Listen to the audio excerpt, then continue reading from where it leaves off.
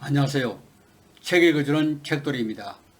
지금 읽어드릴 책은 지난번에 이어 42회째로 사마천 사기입니다. 그러나 태자는 국군의 계승자로서 형을 시행할 수 없었다. 대신 태자의 스승인 공자건을 처벌하고 태자의 교육을 맡은 공손관은 자자형에 처하였다. 그 이튿날부터 진나라 백성들은 법을 두려워하여 모두 법을 지켜야 됐다. 이렇게 10년이 지나자 진나라 백성들은 매우 기뻐했고 길에 물건이 떨어질 수도 아무도 주목하지 않았다. 산에는 도둑이 없어졌고 집집마다 부유해져 모두 풍족하게 살게 됐다. 백성들은 나라의 전쟁에 나가서는 용감하였지만 사사로운 이익을 위한 싸움은 감히 하지 않아 나라가 잘 다스려졌다. 처음에는 새 법령이 불편하다고 불평을 늘어놓았던 사람들은 새 법령이 편리하다고 말을 하였다. 그러자 상황은 그들은 교화를 방해한 자들이다 라며 모조리 변방으로 추방시켜버렸다. 이후 진나라 백성들은 감히 법에 대해 어른하지 못했다. 또한 법을 위반한 사람은 위수강변에서 허리를 잘라 죽이는 요참형에 처했기 때문에 위수는 항상 핏빛으로 물들었다고 한다. 상황의 배설은 더욱 높아졌으며 직접 군사를 이끌고 위나라 수도를 포위해 한국을 받아내기도 하였다. 상황은 법을 더욱 강하여 부자와 형제가 한 방에 기가능성을 금했으며 작은 마을과 도시를 합하여 모두 31개의 현을 만들고 혈령과 현성을 설치하였다. 이어서 전답을 정리하여 옛날의 농길과 경제를 새로 만들고 세금의 징수를 공평하게 하고 도랑령을 통일하였다. 시행 4년째 공자건이 또다시 법을 어겨 코를 베는 형벌에 처해졌다. 그리하여 그는 집 밖으로 한 발자국도 외출할 수 없는 신세가 됐다. 진나라는 점점 부강해졌다. 주나라는 천자는 제사에 바칠 고기를 효공에게 하사했고 제후들 모두 와서 축하했다. 그 무렵 제나라는 손빈의 활약에 의해 마릉 전투에서 위나라를 격파하여 장군 방현을 죽이고 위나라의 태자를 포로로 잡았다. 이때 상황이 효공에 말했다. 진나라와 이나라는 마치 뱃속의 병처럼 결코 공존할 수 없는 관계입니다. 오직 먹느냐 먹히냐의 길만 있을 뿐입니다. 무슨 이유이겠습니까? 위나라는 서쪽으로 성산 줄령을 벽을하여 안업을 도읍을 하였습니다. 진나라와는 황하를 사이에 두고 있으면서 동쪽의 지리적 이익을 독차지하고 있습니다. 형세가 유리하면 곧 서쪽으로 진나라를 공격하고 형세가 불리하면 곧 동쪽으로 토지를 확대합니다. 지금 진나라는 대왕의 현명함으로 인하여 이미 매우 강해졌습니다.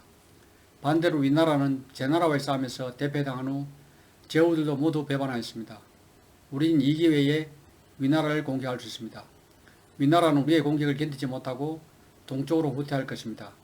그렇게 되면 진나라는 황하와 화산이라는 천년의 요새를 장악함으로써 동쪽으로 제후를 통제할 수 있으며 이는 제왕의 대업입니다.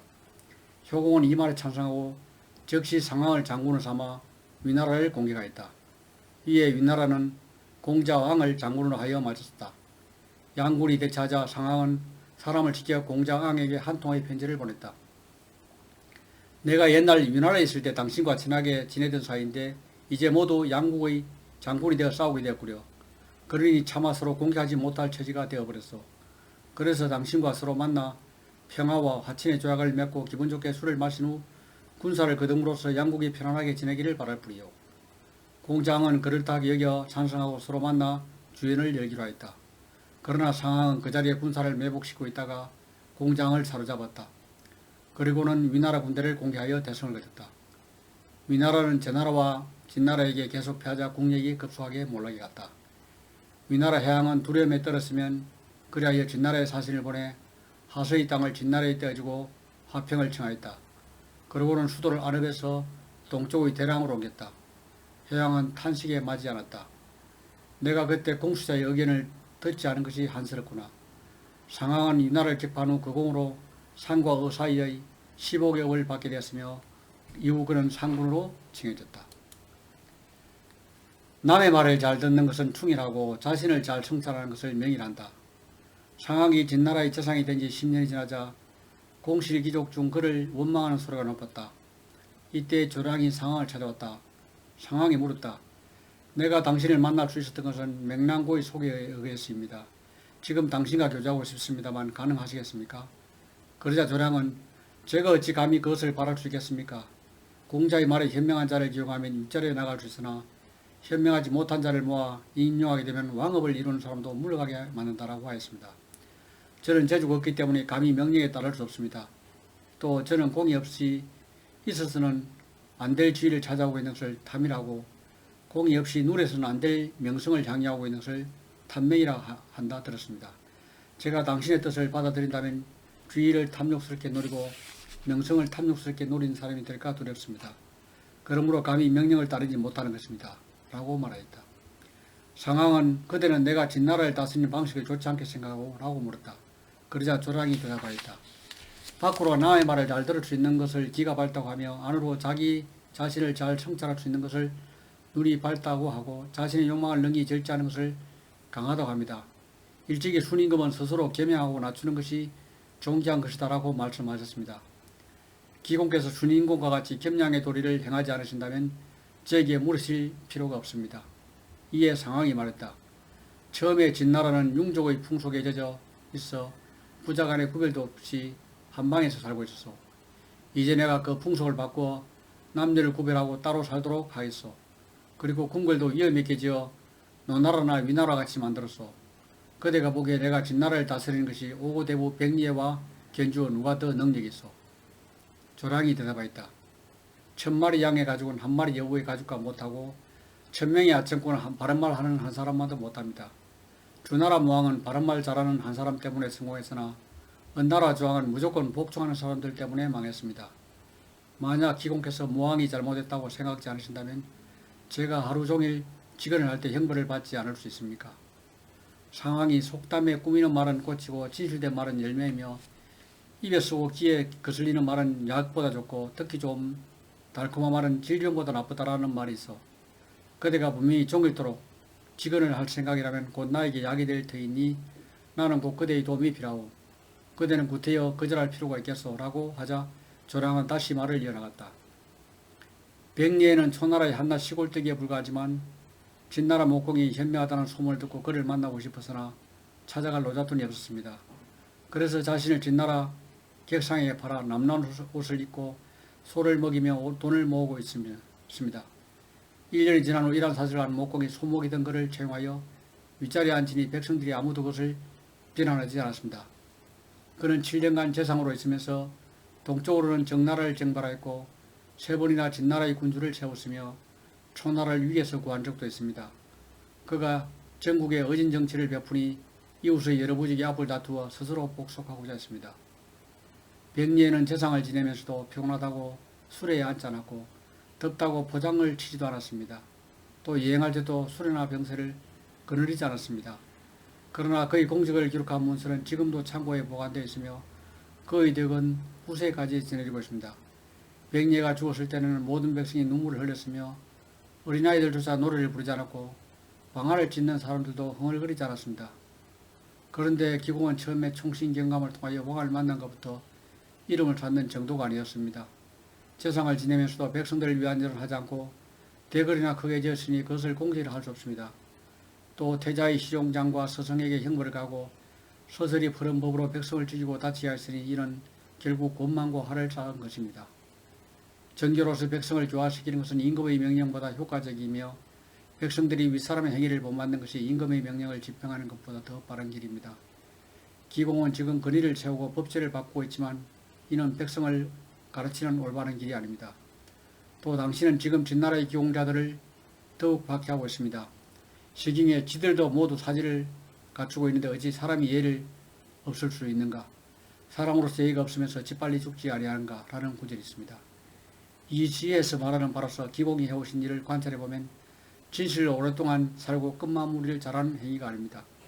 공자근이 코를 베이고 두음불출한 지도 이미 8년이 되었습니다. 시경에는 또 인심을 얻으면 흥하고 인심을 잃으면 망한다는 구절이 있습니다. 몇 가지 일만으로도 기공은 인심을 얻지 못했습니다. 기공이 한 분 외출할 때면 수십 대의 수레가 따르고 또 무장한 군사들을 가득 태우고 힘이 센 호병을 수레에 태웠을 뿐 아니라 수레 곁에는 창과 방패를 든 병사들이 가까이 붙어서 달립니다. 그 중 하나라도 갖춰지지 않으면 당신은 결코 외출하지 않았습니다. 하지만 상황은 이 말을 따르지 않았다. 그로부터 5개월 후 효공이 죽고 태자가 즉위하였다. 그러자 상황에게 형벌을 받고 복수의 날만을 기다리던 공작전 등 눌려 지내던 많은 무리들이 일제히 나서 상황이 반란을 기하고 있다고 고발하였다. 그리하여 상황에 대한 체포령이 내려졌다. 상황은 급히 도망쳐 한국관에 이르러 요관에 묶어졌다. 그러자 요관 주인은 상군의 법에 증명서가 없는 사람을 재워주면 벌을 받게 되었습니다 라면서 방을 줄 수 없다고 했다. 상황이 크게 탄식하였다. 법령을 제정한 패단이 이제 이 정도까지 오다니. 상황은 방기를 제초하여 위나라로 도망쳤다. 위나라는 그가 공자의 양을 죽이고 위나라 군대를 대패시켰던 일로 원망하고 있었기 때문에 받아들이지 않았다. 상황이 다른 나라로 가려 하자 위나라는 상황은 진나라의 반역자이다. 지금 진나라가 지도록 강한데 그 반역자를 돌려보내지 않고 도망하게 그냥 놔둔다면 봉변을 당하게 될 것이다. 라고 생각하여 상황을 진나라로 추방했다. 상황은 진나라로 추방되자 그 영진 상업으로가 가족들을 데리고 북쪽의 장나라로 가려 했다. 그러나 진나라는 군사를 동원해 상황을 추적하여 드디어 정나라 면제에서 상군을 살해했다. 그의 시체는 진나라로 돌려와 그 일에 처했다. 그리고는 시체를 천하에 내걸어 상황처럼 모함하면 이렇게 되리라 라고 경고했다. 또한 상황의 가족도 모두 지형되었다.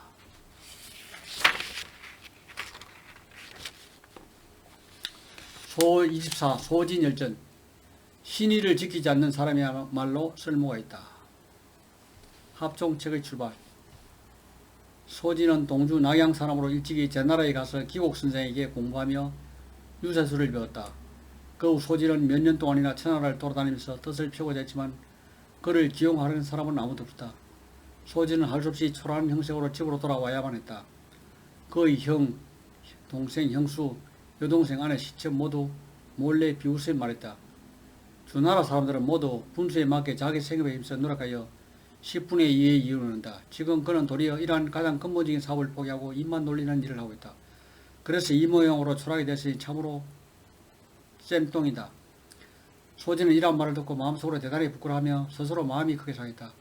그러고는 방문을 닫아 걸고 사람을 만나려 하지 않았다. 그는 가지고 있는 모든 책을 꺼내 발분하여 모두 다시 읽었다. 공부를 하는 한 서생으로서 이미 푹 파묻혀 공부를 하기로 결심하였지만 도리어 이러한 학문으로서 종지하고 영광스러운 지위를 얻지 못하고 있다. 그렇다면 공부를 더 한다고 한들 또 무슨 소용이 있겠는가? 그래야 그는 자기 책 중에서 주서 엄부라는 책을 찾아내고 그 책을 완전히 독파하기로 했다.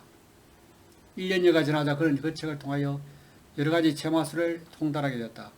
그는 스스로 이 지식으로 당대의 군주들을 충분히 설득할 수 있다고 말했다. 그는 즉시 주나라의 현황을 찾아가 만나고자 했으나 왕의 측근들은 워낙 소진을 평소부터 잘 알고 있어 처음부터 아예 경멸하고 신뢰하지 않았다. 할 수 없이 그는 서쪽의 진나라로 왔다. 그런데 공교롭게도 이때 빈객을 잘 등용했던 진효경이 이미 세상을 떠났다. 소진은 진해왕에게 전하였다. 진나라 동안은 동쪽으로 항우강과 황하를 끼웠으며 서쪽으로 한중, 남쪽은 파쪽, 그리고 북쪽은 대와 마압이 있습니다. 이는 참으로 천년의 부고가 아닐 수 없습니다.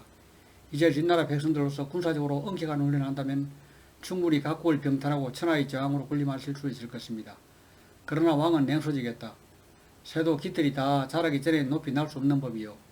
아직 우리나라는 나라의 토대가 제대로 갖추지도 못해서 다른 나라를 병탄한다는 것은 아직 생각도 못할 일이요.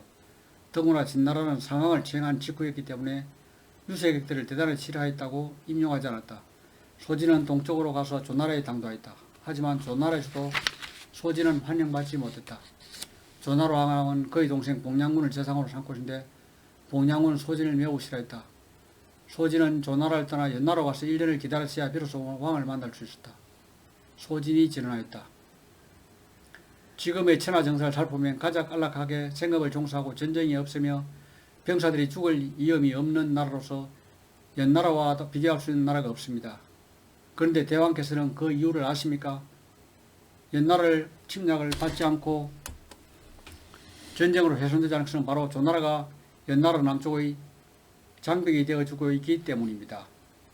이상으로 제 읽기를 마치겠습니다.